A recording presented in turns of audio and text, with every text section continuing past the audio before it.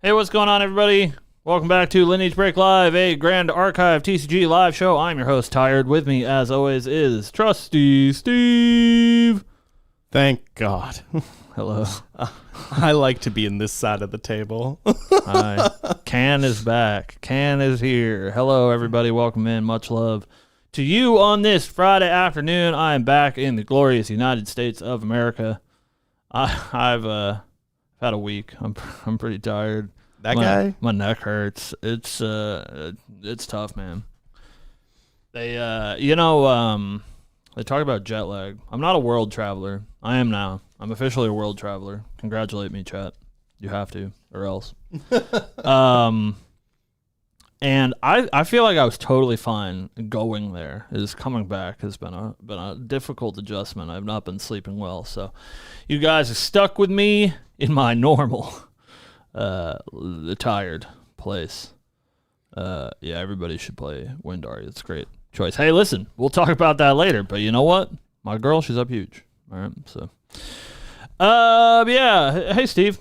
Hi, Cam. How you been, man? How's it been here? It's been all right. Yeah. I missed you. Thanks. I missed you too. Yeah. I didn't. I tried to watch the audio episode. I was in chat for like a bit. I saw. But I was on the literal plane, so like 15 minutes into that, I just it wouldn't buffer anymore, and so I barely watched that one. I watched a little bit of the Sean episode, yesterday. Yeah, I do apologize if people start calling you a Muppet. A Muppet? Yeah, that's pretty good. Why is that? Sean Crown kept on calling you a Muppet. I don't even know what that means. Does that mean like somebody's hand is up my ass? Is that what they're saying? He kept on saying that you make Muppet noises when you're like watching, like looking at like content or something. Or I do that. Yeah. Sean really so he just kept on calling you a Muppet. Sean really doesn't like when I like look at something and don't describe it to him. Right. Like it's for me. Like it's like, oh, the new thing that I'm excited about came out, and I'm like, enjoying my moment, and I'm not making that moment for Sean. And he's like, why aren't you reading it out loud to me? It's like, what do you mean? Just like fucking pull up your own phone. I'm trying to enjoy this. Listen, true champion Terry, I have a couple of bones to pick with you, sir. Yeah. First of all, why'd you fire Perfy? What did he do? Come on, man. That's cringe. I'm kidding. However, I do have a bone to pick with you. They're stealing our bits, Steven. These guys, 5 episodes behind or something, 95 episode gamers or something, are like our 100 episodes coming up. We're going to do a Q&A. What am I supposed to do now? Right. Am I supposed to make a post that's like our 100 episode was last week? Let's do a Q&A.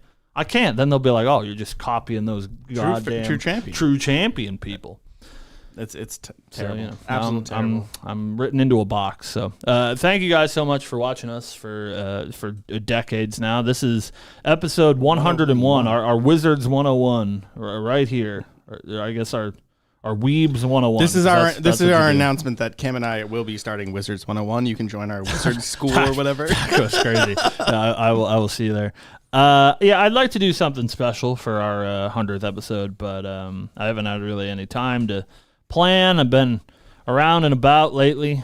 We'll talk about that today, but I don't know, come up with something. We'll do something soon to celebrate being around for a billion years. This is like 3 years now or something. We're doing this goddamn show. On January 28th. In 2026, it'll be. Oh, true. Thoughts on a Blanche cosplay? That's so true. Well, I have said I believe on the show, but I will reiterate. I think the Blanche cosplay is so overdue now that it should probably just be an Alice cosplay instead, because that's more like thematically appropriate. Correct. However, either way, I'm not paying for it, so you can take that up with Lineage Break Bank. You can add him in Merlin's Marketplace or at Lineage Break Bank. At Imperio is his Discord handle. Yeah. So feel free to message him relentlessly. That would be great. You saw him on the show last week. All's fair game. So you tell him to shit or get off the pot. I'm swearing a lot today. I don't know why. I'm getting us. Look at this is what Shinja. What are you doing to my boy? He's I'm a hardened criminal now. Spending too much time with that degenerate. Jesus. So, chat. I guess I got a monologue a little bit. I've been away for a couple of weeks. For anyone that didn't know, that's why Steve's been holding down the fort, and hopefully you guys enjoyed me not being here, because that seems reasonable to enjoy me not being here. I went to Northern California for Final Cut TCG's regionals, which was pretty cool. Hopefully you guys watched that stream. We had a good time. I casted a game, so if you guys, several people have said that they miss me casting, you can go find that one game that I cast with Shinja and Sean Zhang. That sounds sick. Who I have some words for today. But I then went to Ascent Taipei, so that is where I was for the bulk of it. Just got back on Tuesday at about 2 a.m. after 30 hours of travel. Still wreaking havoc on my old man body. I think 10 years younger, probably an easier trip, but at the ripe age of 30, I think. Am I 31 now? I don't remember. I think I'm 30. It was tough. So we're back. A dinosaurs. Back at Dinosaurs, the story, a Spielberg film. Is that true? Yeah. Every week with this guy? Every week. We do 100 episodes, and then just like somewhere in the 98s, he's just like, I'm just going to keep setting alarms for halfway through the show. It's for every day at noon for some reason. Yeah. I don't know why. And I just like, you have an alarm. Correct. At noon. And you don't know why. I don't. So shut it off, Steve. I know. Right now. I'll watch you do it right now. Everybody, watch Steve fix his alarm. We're gonna sit in silence while he does it. You let me know when you're done.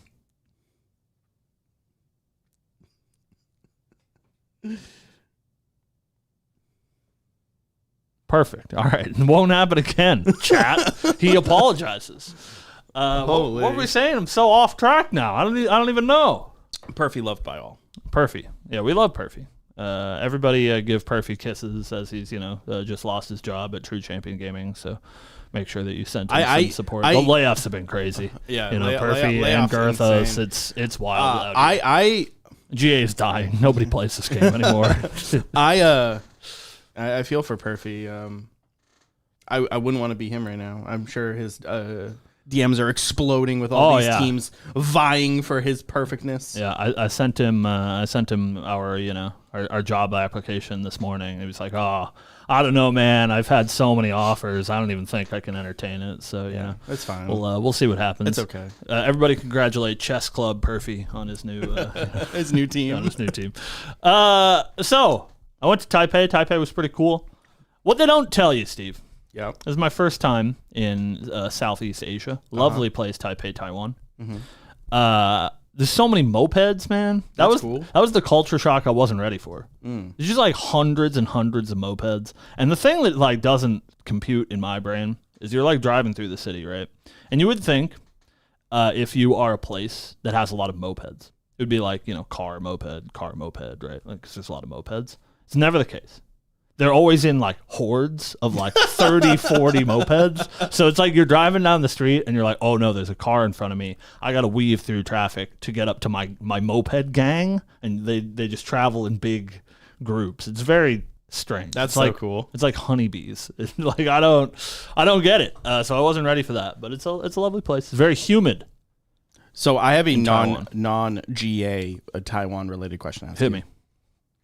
Did you pick any Riftbound up? No, I did not. We went to some game stores. I did get to go with the lovely Weebs of the Shore team. We went to I don't remember exactly which one because it's like a chain store, but it's a Cat Footprint. I'm sure that you've seen Taoyuan Cat Footprint on like Fractal of Insight because they do like really big regionals. They're a big GA store, and we went there to visit Siladar's favorite cat.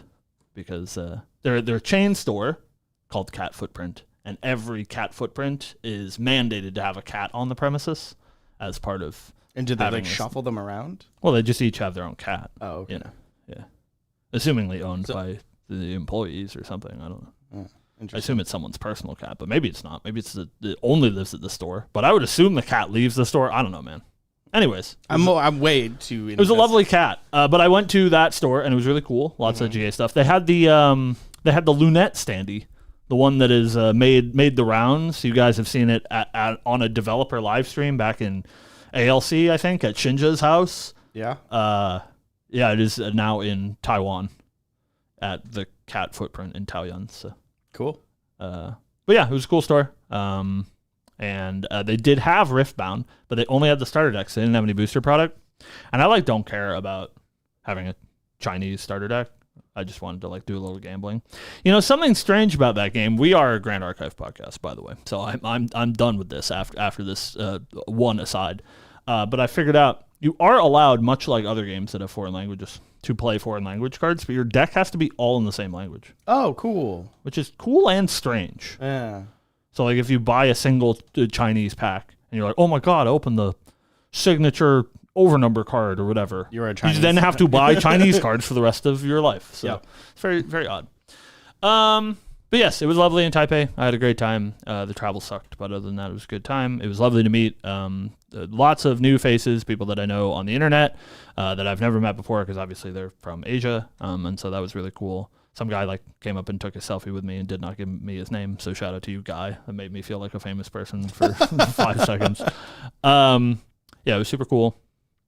And we will talk about that today. I don't know if you guys saw, but we're in the busy season, Steven. There's a lot of events coming up, almost back to back.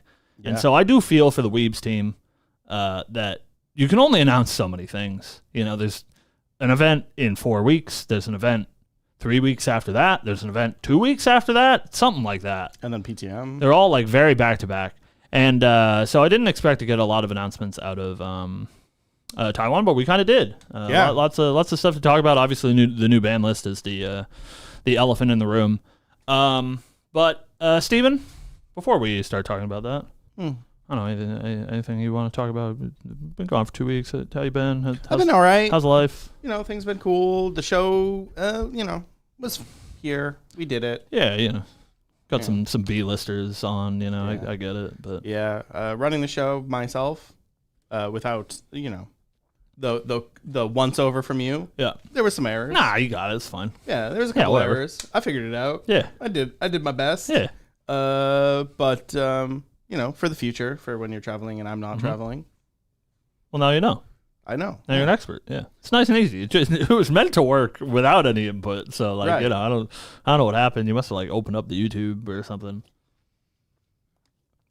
That's what happened last week. I'm firmly No. aware. So in OBS, when you click off the starting screen, I didn't mute the desktop. But that's what I'm saying, Steven. If I go over here, we're so inside baseball right now, it just doesn't even matter. If I go over here and I unmute this desktop audio, I don't have the stream open, so there's nothing playing. They're fine. So you must have opened up a tab that had our stream on it. Maybe. Maybe I didn't. Maybe I didn't close the tab or something. And I was playing the audio. Anyways, doesn't matter. Yeah, it doesn't matter. But you did great. I figured very it out. very proud of you. Yeah. Hopefully your guests were all right.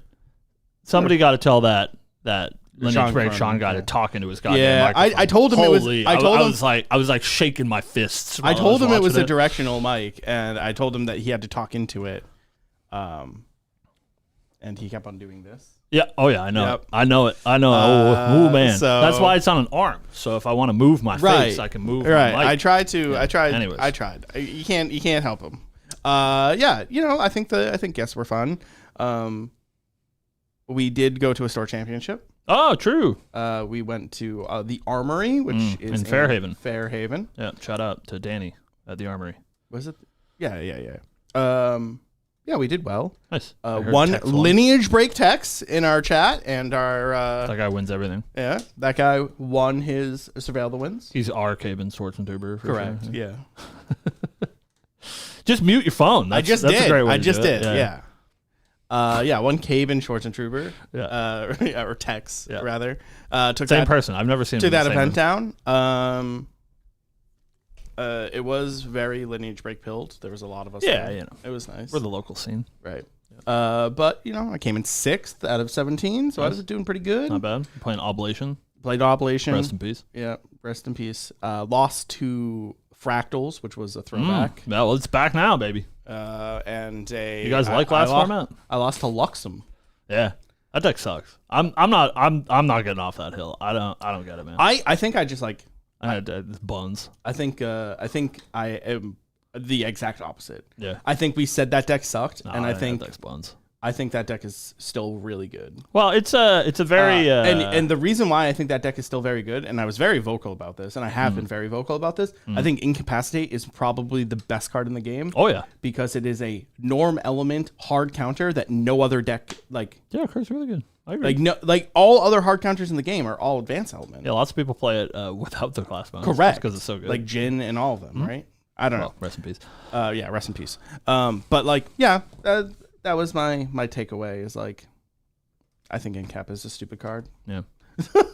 Well, what I want to do, Steven, okay, because we didn't do a run of show, so we're doing the run of show right now. You guys get to see how the sausage is made. Let's talk about the aforementioned ban list. Okay. At the end of the show. Sure. We'll talk about all the other stuff first, and then we'll, go on a tirade about Rile the Abyss, because that's surely what the, not the dedicated Lineage Break viewer, but that is what the average Grand Archive player wants to know, is how do you guys feel about Rile? And to be fair, usually, listen, man, I am a company man shill through and through. And so usually I'm pretty in agreement on the ban list. This one not so much. I got some hot takes. So interesting. Got some hot takes about Rile the Abyss. Interesting. So, yeah. It's weird that usually we're on opposite sides of things. Oh, we're on the same one this time. Yeah. Well, yeah. Well, you're biased. I am biased. Correct. See, that's the thing that's important. And we won't get too into the weeds though. But the Rile ban is only good for Ari. So it does not come from a personal place. Which is interesting, I think. All right. Anyways. Before we get there, there were some cool announcements I'm way more excited about than the ban list, honestly. So I want to talk about those. Which, again, like I said, at the end of Taiwan, I didn't assume to get a bunch of announcements, but we did actually get some reasonable PTM stuff to talk about. Yeah. The first of which is there is a Merlin level 2, which we did talk about on the show before I left. I was under the impression that Memory Thief would be getting a reprint. And that it was bizarre that they wouldn't show us the level 2. I'm sort of now under the assumption that is why they didn't show us the level 2, because it breeds, discussion. Correct. And discussion is good. Press is good for a game. But yeah, there is a new level 2 for Merlin. It doesn't seem like it is any different from the others. It's not like it's a booster set only thing or something. It is just, we get a Merlin level 2. She's hot. We get a little bit of, high thigh action there while she's climbing a ladder or something. I don't know. It's like an airship ladder. Yeah, I don't know what the hell she's doing. Yeah, but this is hot weather Merlin balloons. Amethyst Glow. Yeah, she's hot. Yeah, I get it, man. She's hot. I'm just not. In a different world, I think I was surely a Merlin player. In a different world. I love Mage. It's my second favorite class. This is an assassin though. Yeah, I guess she's not a mage anymore, but she's hot. I'd be so in, but she's not for me. If I didn't make the decision to be all in Guardian player, surely I'm picking this Recco up. I think this is the first Recco. Anyways, I think this is the first Recco I'm not buying. Because I bought all the other Reccos, right? Yeah. I never played those decks. I played Goja. Mm-hmm. And I played a little bit of Tristan. Yeah. But that meta, I was pretty much out of the format. Yeah. I'm always on the I've never played, well, I guess maybe I have played Tristan a day in my life, but I'm not a Tristan player, but I did buy that, and I am happy that I had the playset of Incaps and the playset of Stifling Traps. Is sort of how I am on all the Recco decks. Sure. Even if I'm not going to play her, I should buy it, because maybe there's a Stifling Trap in there. Sure, yeah, once we get the list, maybe I'll change my mind on it, because surely... Release the list! There'll be extra, Reccos in the store. Surely you're not buying just pre-orders. Yeah, but at this point, right? I don't own a playset of Ghost of Pendragon. And surely the Crux Assassin that can get a bunch of free daggers out is playing Ghost of Pendragon. I think they put Ghost in the set. So that's I was thinking. I was right. I had this actually it's about time. I had this conversation with Audie and Tex about reprints. And I think that it would be an insane thing for them not to reprint Ghosts. Yeah. I also think that in this Recollection deck, they have to reprint Fracture Eyes. Oh yes, I think that's a shoe-in. That card is a $30 rare right now. It's crazy. I didn't know how much it was. It keeps climbing. And then I opened one out of an FTC event pack and was like, "Oh, anyone need a Fracturize?" And everyone's like, "I don't have $30." Yeah, I was like, "What the?" Yeah, I think I don't know if I've said this on the show. I guess I'm saying it now, or I've said it before. Thank you guys for watching for 100 episodes. Surely we're going to start repeating ourselves like old people that tell the same 6 stories. Back in my day. So RDO is coming out soon-ish. I don't know. What's that, like March next year or something? No, it's like April. Yeah. I think. It's, months from now, like 6 months or whatever. Yeah. But RDO, they've said publicly, I hope, is like going to support all classes. They going did. to be they announced that revisiting of the like worlds that we've seen thus far.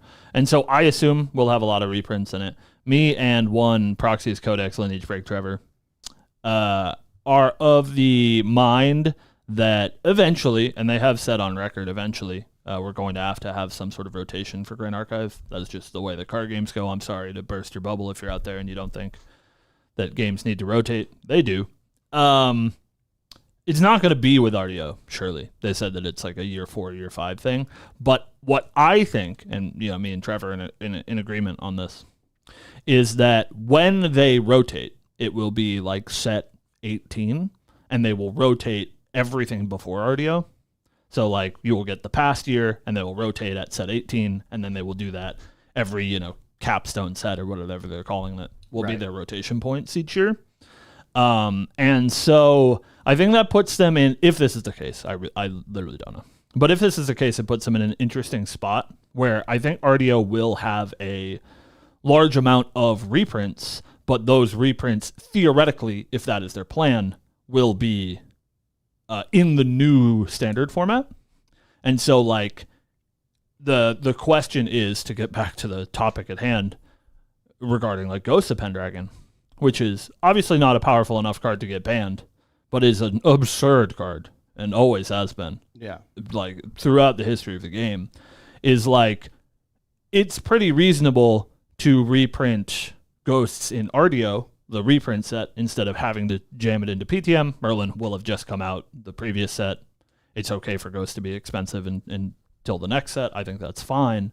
But that's only fine if you want Ghosts to be in the format in perpetuity. Right. And if you don't want that, which I think is very reasonable, you do want to reprint it in PTM so that it will eventually rotate out. Yeah, that makes sense. A year plus from now. So. Yeah, I was very much in the impression that we were going to get the reprint in PTM. But with that, I don't know. Looking forward, I think that could be. It depends how they feel about it, like or if that's true at all. Now that you brought this up, though, right? You've opened up kind of like Pandora's box, right? Yeah, like what do you reprint or whatever. Fracturize, I think, is a shoe, and I think that card should be printed. Well, I'm talking about for RDO. You sure? Right. If we're going to a rotation, are we rotating everything? I think so. Yeah. So first 8 sets, all champions. Yeah, I think so. Interesting. Yeah.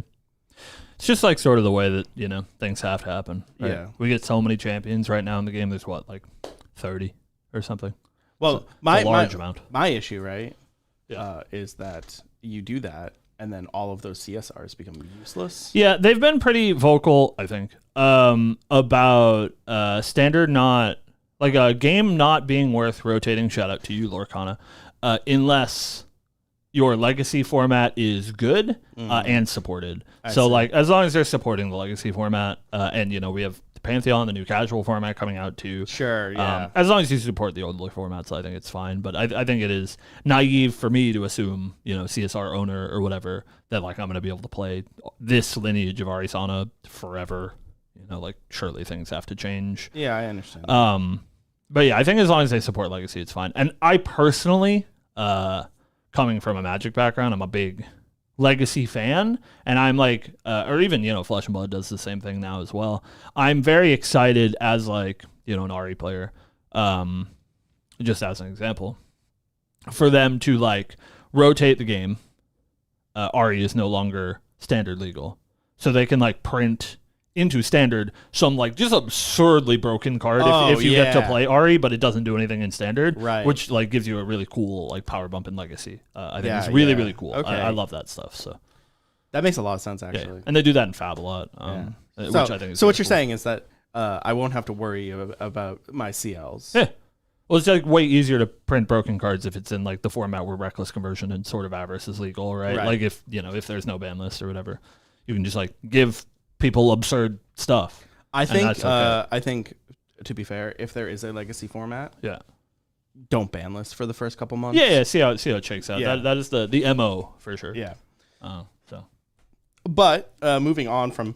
Anyways, that's forever from now. We'll, future GA talk about stuff. that 6 months from now.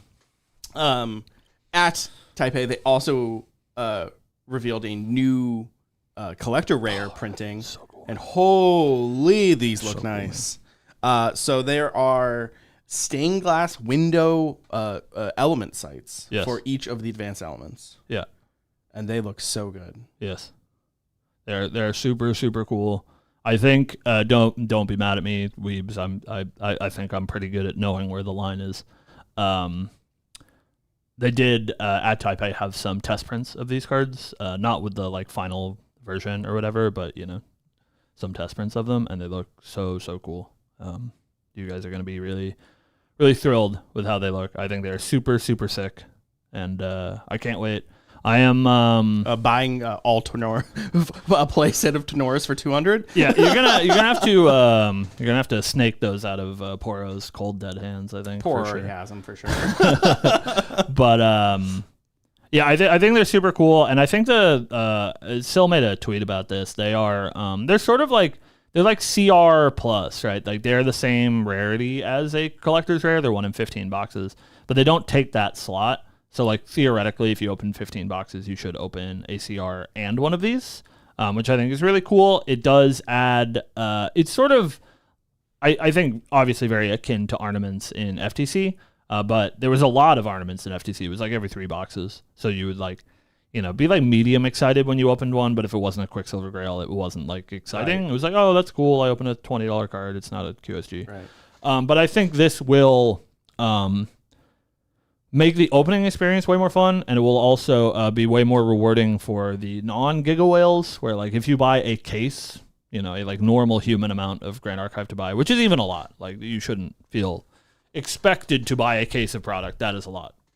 But even if you buy a case, you're like way more likely to open something cool now, because it is statistically less likely that the CR and the site will be in the same case. They will be distributed better. I don't know that that's like a fact, but it's statistically more likely that they're. We have some Giga Lucky players in our store. So when Kevin, I hope they get Giga Lucky for me. when Kevin or Matt Yorko open up a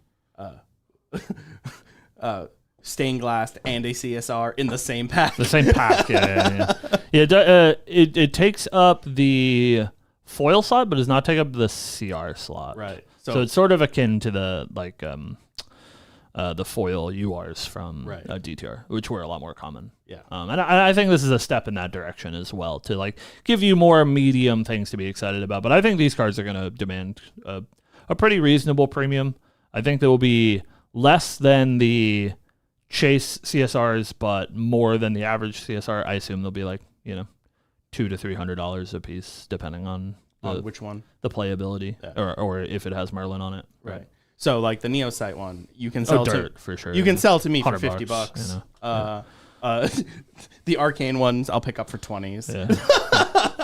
Yeah, they look really cool too. I'm super psyched. Obviously, the thing I would be remiss if I didn't mention is Alice is on the Umber site, which is really cool. Gives us as firm a confirmation as we could possibly hope for that Alice is an Umber champion. Which this really is cool. the second card, and if it is in PTM, right? Like it's insane if that's not the case. So, it's like she's on Profane Bindings, and now this like. So that's really cool. I'm super excited. Please sell me your Umber sites. I am in the market. I don't think I'm currently in the market for Aster sites, but we'll see what they settle at. Yeah, she sure is hot. But that's not my girl, I haven't looked at all of them, and now that I'm like scrolling through them all, very interesting choices for well, like obviously like Sylvie, that makes sense. She's the mascot. Yeah. But for like Diana to be on the Astrocyte, Yeah, she's the current champion. Right. You know, like Ari's not even in the set. I get it. yeah, I get it, but you know they're friends. Yeah, they're roommates. Right. Yeah, I get it. And then Xander getting some love finally. Yeah, man. Well, what, are you going to put Goja on that card? Yeah. Like, Surely. she doesn't even play Luxem cards. Who cares? Yeah, shout out to Xander. This is the first time he's been printed on a card, I think, in 3 years. So, Correct. you know, good for you, Xander. You're not dead after all. That guy doesn't even have yeah. banners. Yeah, that's true. Turns out he's not dead. They put him on that card. Somebody looked at this. I forget who it was. It was one of our people, and they were like, "Is that Xander? Or is that Mordred?" And I was like, "It's Xander. Please, please give that man some fucking." Yeah, Xander's the only dual dagger guy. Yeah. Give that man some respect. He's earned it. He's got a long career, that man. Yeah, they're super cool, and I hope that they continue to do these. And I felt that way about FTC ornaments as well. Yeah. Giving like medium chase cards for people, I think is really cool. It makes the opening experience better. You know, we're at the point where sort of like old DOA. You know, when you open a Luxera's map, or when you open a Sotir's Vortex, it's, you know, pretty underwhelming for your box hit UR, because that card is $4 or whatever. And so I think adding more sort of like chase cards is good for the opening experience. And I would be curious to see if box prices, or box sales rather, rise as a result, even though the box prices have risen as a result of Big Orange Man. I think it's fine though. Like, I've had a couple conversations with the increase of the pricing. Yeah, and most players that I've talked to aren't upset about it, because they've increased the size of the box to like a regular box. Yeah. So like, yeah, the prices are more expensive, but also like you're getting the same value as if you were to buy a regular box. Like, they're 24 packs. You know. Yeah, I wonder how this will ripple with RDO. Because what we've seen with the price increase, both a little bit actually more on the distributor side, but for the consumer side, is the MSRP for packs and boxes now just matches the main booster set. Right. But what is important to note is these are still 8-card packs. Oh, interesting. That is, so like a supplemental set, which like normally doesn't matter. People don't super care about the like dozens of commons that they're just going to throw away, but I do think that means when we get another main set, when RDO comes out, those prices will also have to go up, because it is, you know, double the amount of cardboard. Sure. So I'm curious what the like new price point will be for RDO. Interesting. Yeah. So with all that said, all the exciting stuff, we're very excited for PTM, and we can't wait to talk more about PTM with you in the future as we get closer to release, hopefully at Niagara Falls. We'll get some cool info. God knows. Yeah. Auckland, God knows. And then Akihabara, of course, is the world premiere of PTM, so we'll see plenty there. But the Spectre in the room is an update to the ban list. So we got a new ban list. Yeah. And the only change is the moving of Rile the Abyss from Category 2 to Category 3. And that being said, the prior ban list had seen Rile the Abyss directly put into Category 2, which I think was very telling that the next ban list, or very soon after then, we would have seen this move. Yeah. Because the only other time that we've ever seen something go right to Cat 2, it also moved very quickly to Cat 3. Yeah, I don't know that they also removed Purifying Thurimbol, which I don't think is hyper relevant, but did happen. It will obviously be released in PTM, but it's removed from Proxia's vault, so you will have to wait until PTM to play that card again.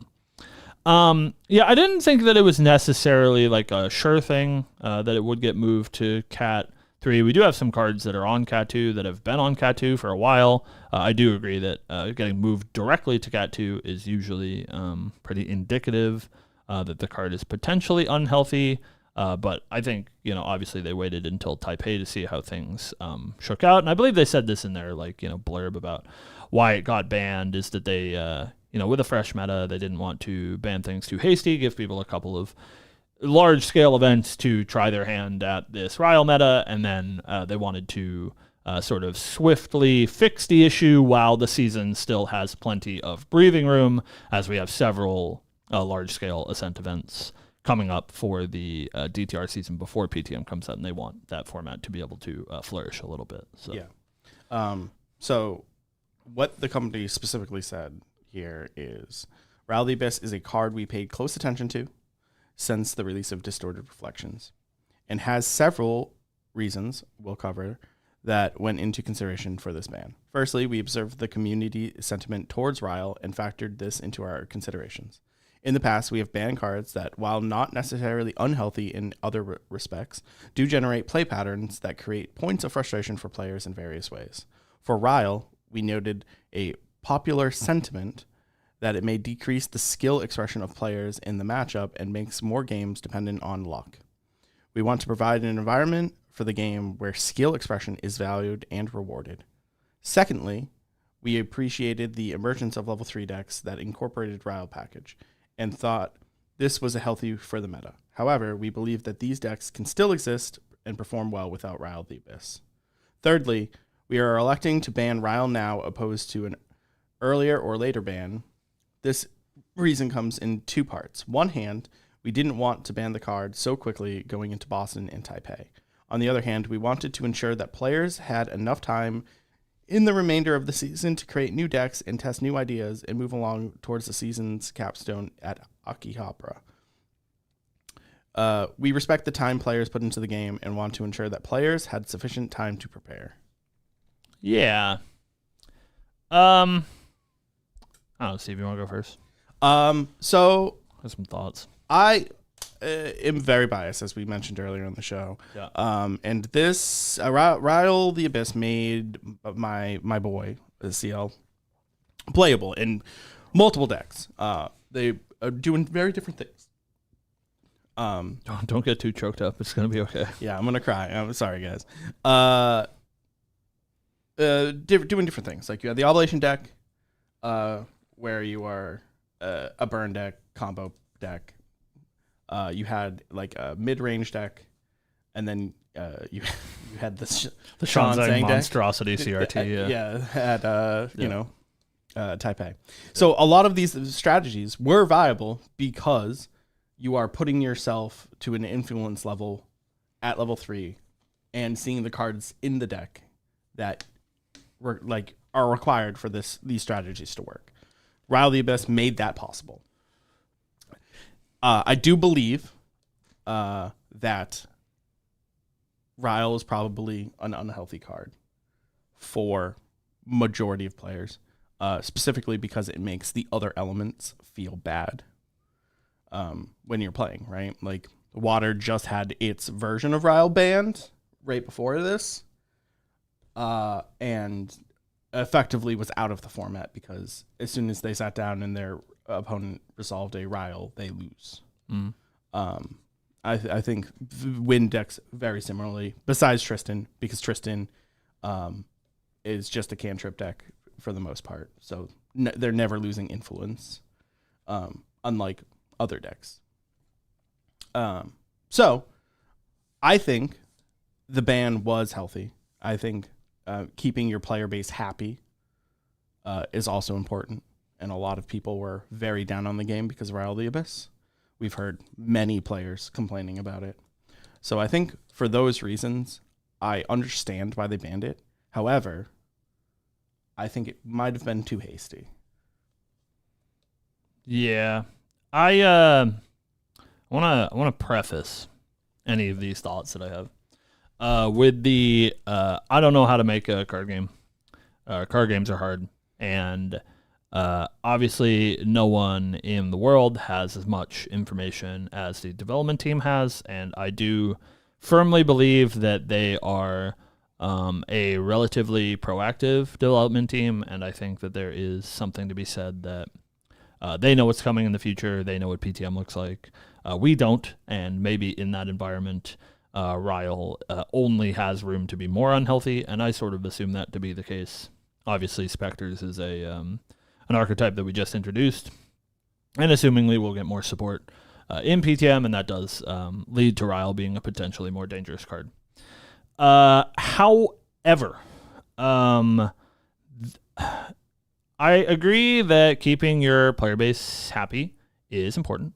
I think that not pointing any fingers, but a large portion of the vocal majority or whatever of Grand Archive players are big old dummies and are super reactionary and want to look to blame problems on something other than themselves. And so I think that does lead to a lot of these powerful cards getting, like finger pointed as being the problem. I think that the Rile meta, as we saw it, was definitely a Rile meta. I think the conversion in Taipei was 61% fire decks, and I would be shocked if more than 5 of those, I believe it was 71 decks. I think I would be shocked if more than 5 of those decks weren't playing Rile, because there was a couple of like burned Dao-Chan decks. So I get that. And element disparity feels bad. We've had it several points in the game, and it sort of always feels that way. It's very rare that the element spread is like very even. We've just come off of the back of a very long water season, which felt like it's lasted forever. 2 water seasons, right? Yeah, back-to-back water seasons, right. So it's nice for fire to be good. I think the thing that I like the most about Rile as a card is something that Steve alluded to, both in CL's case, but in like several decks' case. Rile was very uplifting for several archetypes that otherwise were not very good. If we just like look at last season and then we look at the decks in this season with very little input. We get decks like Merlin and like Crux Knight and Soul and Jin and Luxem and CL. CL obviously being the outlier because he's brand new. But those other decks were decks that like mostly existed as they are, that were really, really struggling. Jin is the one that I point to most directly, where he has never been good. And it is just the same deck that you added 15 cards into. That made him like a real meta threat, and I think that is like super cool. I think the meta within the fire decks was very diverse, as there were several of them. This didn't feel to me like the Icebound Slam meta where every deck was basically the same deck. This was like pretty widely spread across these decks that are playing this a package of 15 cards. I do understand the sentiment that people don't like that it adds to less skill-expressive games. And I do agree with that. The people that high-roll you with Rile, high-roll you, and being high-rolled feels bad. Yep. But you do also have to consider the world without Rile as we live in does make most of those decks pretty bad. I don't think all of them. And I think, in Steven's case, thank God, he's probably the biggest winner of the Rile decks, because obviously Flamme Sorcel is a good replacement for Rile, so you can still play Liminal Guide and stuff like that. But I sort of equate Rile the Abyss to a card like Dungeon Guide, and Dungeon Guide has never been a consideration for banning. And what does Dungeon Guide do but enable level 3 decks to play the game when they otherwise couldn't? Mm-hmm. If Dungeon Guide did not exist, there wouldn't be no level 3 decks that exist, and Rile feels like a very similar card to me, where it is only there to enable level 3 decks. There are very few of the like aggro decks that are playing it other than Suzaku, like Burn, Dao-Chan, or Suited, or Faiza, or whatever, aren't playing Rile, because it is meant to be a card advantage, like level 3 sort of strategy. And without it, it does make those strategies way worse. And I personally think those are the coolest things about the game. I think it was really cool to see lots of advanced elements this season. Yeah. So I don't know. I can't say that I necessarily disagree. I'm not that liquid hot magma of a take today. I don't think that it was like overtly the wrong decision. This is the first time that I've ever had a banlist update for GA that I am like not sure if they made the right decision or not. It's pretty unclear, and I am choosing to believe that I think that clarity will come in the future, because as I said, they have way more information than we do. Right. And so, if there is more Spectre support or whatever in PTM, or even like more advanced element support that matters for Rile being a card in the format, and it's already sort of taking up a large portion of the meta share. If it just gets worse in PTM, I think it makes the most sense to nip that in the bud now. But I hope that the ban of Rile does not make them shy away from card designs like this. I think this was obviously intended to uplift level 3 strategies and did a extremely good job at it. Maybe a little bit too good, but they are aware of how they can uplift these strategies that are not typically good. And I think that is pretty cool because I think personally advanced elements are the coolest part of GA. So I would love to see more of that. I agree. And I think like the Rile would have been a fine card if they printed it at slow. Yeah, sure. I think it would not have seen as much of a like demonstrous performance if it was a slow. Gets way more punished that way. Yeah. Yeah, there's plenty of ways that you can sort of nerf that card and make it better or make it worse rather. But we are where we are. I'm hopeful as the world champ. Taylor Bow says in chat. Yeah. I don't think that this is the end for fire decks, and I definitely don't think it's the end for Liminal Guide. That card is quite strong. Yeah. And so the decks that can still leverage that sort of fire discard package, which is going to be most of them anyways, will probably find a reasonable time. It's just I do worry a little bit about seeping back into the meta that we've had for quite a long time before this set, where it is a much lower to the ground, more level 1 focused game, and the level 3 decks are the outlier and never vice versa. Unfortunately, it feels like we've never gotten to a place where they're an even split, where there are some level 1 decks and some level 3 decks. It seems like we sort of flip back and forth from one being dominant and the other one not being dominant, circa ALC when Diana and Luxem were running all over the place for God knows what reason. But I am hopeful that there are still some fire decks. I think CL is the one that stands out the most to me as a survivor. There are lots of ways that you can still build that deck, and I think he'll be okay. Yeah, I feel really bad for our Jin players. I think that dude just got taken out back and beat to death. I was under the they made the announcement. I was sad for like 30 seconds, and then I was like, well, I guess I'll go back to playing Flamme Sorcel. Yeah, you'll be all right. I think I'm fine. Like, I don't really have to worry about it. I also have a cool water deck that I've built that I want to try out. So, like, I think water, level 3 water decks probably see more play now. Yep. Because I think that the issue was so much hate into Rile the Abyss that they were just being hated out of the format. And I think with the Rile the Abyss ban, a lot less people are going to be playing Censor. Yeah, it does. I agree, which is maybe a point of concern for me, as I think it is sort of backsliding into a meta that we've had for a very long time, which is this sort of water dominant for their card quality. Some wind decks, some fire decks finding purchase, but I think water's card quality still remains very high. Obviously, the Lost in Thought ban is a really big deal, and people can't discount that. As we sort of melded those two together, like as soon as Lost in Thought got banned, Rial also came out, and so it's sort of been the skyrocket away from water. I think we will see some return to that water meta to an extent, but I do think that the Lost in Thought is pretty massive, and so people do have to consider that. I don't think Genbu is going to be the best deck in the format anymore. Yeah. I'm very excited to see Water Allies make a resurgence. Yeah, I think Water Allies is really good. I think, but I don't know. Sorry, go ahead. No. I think Water Allies is a really cool deck, and I think showcased in Taipei by a couple of players. My goat Limbo, shout out to you. Yeah, shout out Limbo. Was a deck that could combat this Rile meta pretty effectively. When we talked to Limbo, he was like, all I want to do is play against these Rile decks every round of the tournament because my deck is built to beat them. And you can do that.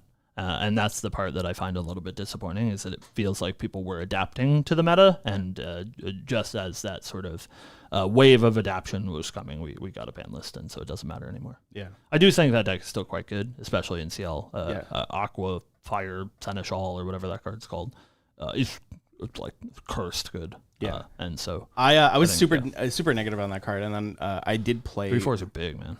Yeah, 4/5 is huge. Yeah, it turns out. It turns out a 3 cost 4/5 is pretty big, ridiculous.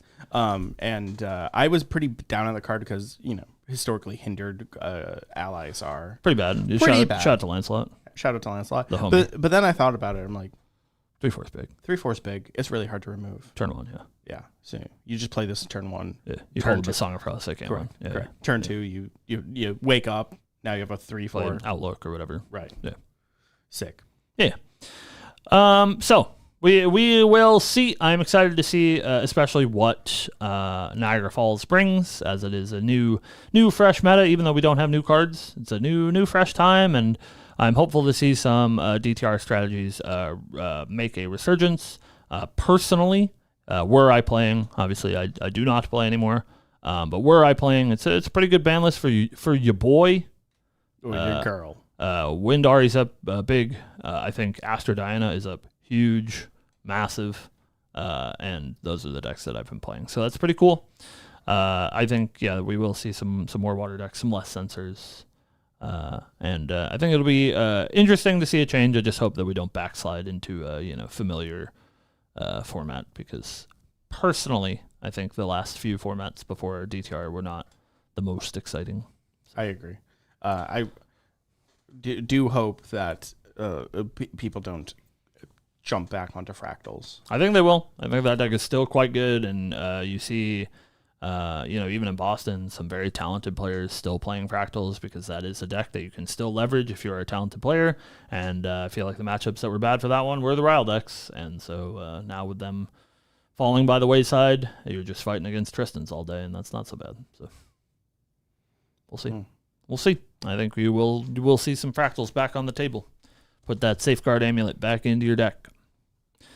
But yeah, you let us know how you feel about Rile. I know that it's been sort of a mixed sentiment, and so I'm really curious what the overall community vibe is, because it's been pretty different. Anecdotally, if you guys did watch the announcement for Taipei, at the closing ceremony, we had all of our mics turned down at the absolute minimum, and that room was so loud that you can hear it crystal clear on all of the mics that were recording that event.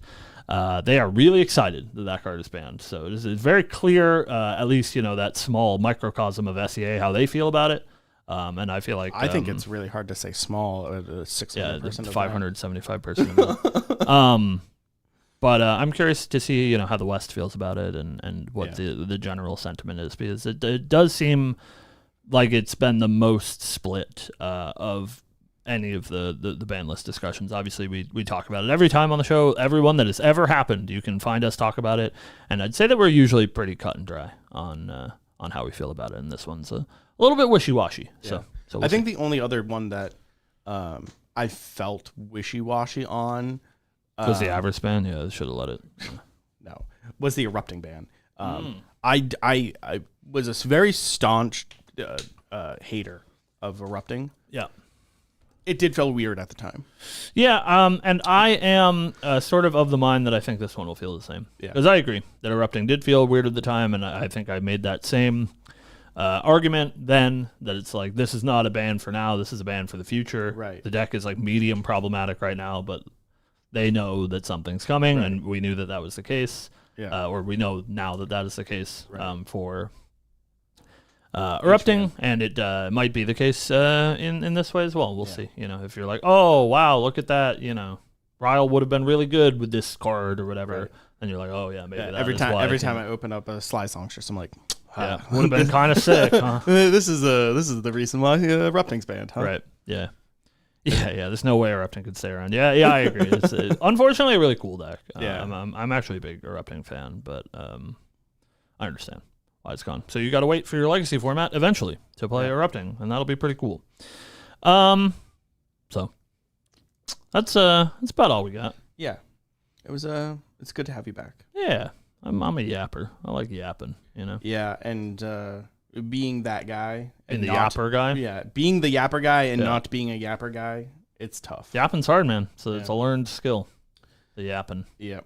Yeah, yapper by trade. Glad you're back. It's good to be back. And I will be back for some amount of time. Looking ahead at our schedule for the good old Lineage Break podcast, we are here every week. Whether I'm here or not, the show is here for you at 12 p.m. Eastern Standard Time. Asterisk. And you can catch us live here talking with you. I personally, and Steven as well, to be fair, will be here for the next 3 weeks, and then we will be going to Niagara Falls.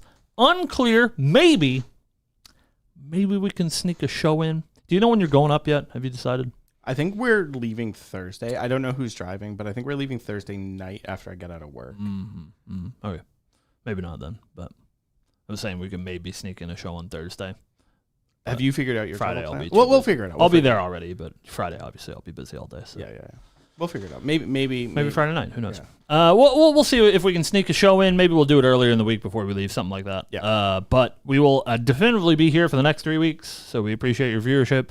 Again, thank you guys so much for watching the show for so long. It has been 101 episodes now, which is a pretty big deal. We are the longest running Grand Archive podcast, and we are very, very proud of that. And we are, of course, very proud of all of you watching the show. So it really does mean a lot to us, and we hope you continue to do so. We do have some stuff in the works, so hopefully you guys will see some more stuff on the LB channel in addition to the podcast soon, as we are hunting, creator promos and all that. But in the meantime, we will see you next week. Have a good one, guys. Kisses. Bye. Bye. Where's my mouse? No, I can't leave. I did that last Oh, week, too. no.